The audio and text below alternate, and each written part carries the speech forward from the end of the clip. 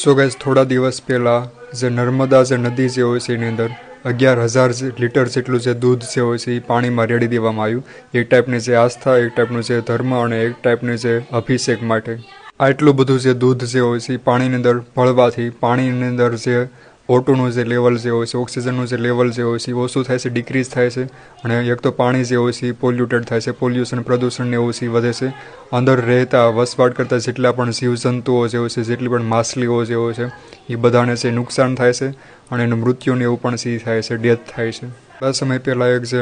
News જે હોય છે આવ્યા હતા કે જેની અંદર એક જે સ્કૂલ જે હોય છે એની અંદર મિડ ડે મીલ જે પ્રોગ્રામ જે હોય છે એની અંદર જે બાળકોને દૂધ આપવામાં આવે છે તો પૂરતા અમાઉન્ટમાં દૂધ પણ નથી હોતું. તો એના માટે એક જે પાણી પીરેલું છે જે ડોલ જેવું જે હોય છે એની અંદર 2, 3, 4 જેવા જે પાઉચ જે હોય છે દૂધના અંદર મિક્સ કરીને, ડાયલ્યુટ કરીને, પાણી સાથે મિક્સ કરીને જે આપવામાં આવશે તો ત્યાં એ જગ્યા ઉપર છે આપવું જોઈએ. એવી જે કાંઈ જગ્યા હોય છે ત્યાં એની જગ્યાએ થોડું એવું જે દૂધ જે હોય છે એનું જે અભિષેકને એવું શીખરા અને બાકીનું જે દૂધ જે હોય છે એ ગરીબ જે બાળકો જે હોય છે એને છે એ આપવું જોઈએ. હવે ઘણા બધા જે ખરાબ કોમેન્ટ કરવા માટે છે આવી જશે કે હવે પૂજાને એવું છે ના કરવું, અભિષેકને એવું પણ છે ના કરવું એક હિન્દુ થઈને.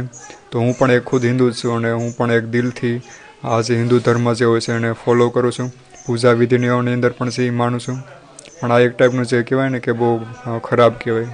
જેના દ્વારા ઘણા બધા જે જીવજંતુ હોય એનું મૃત્યુ થતું હોય તો એ કેવા ટાઈપની જે આસ્થા અને પૂજા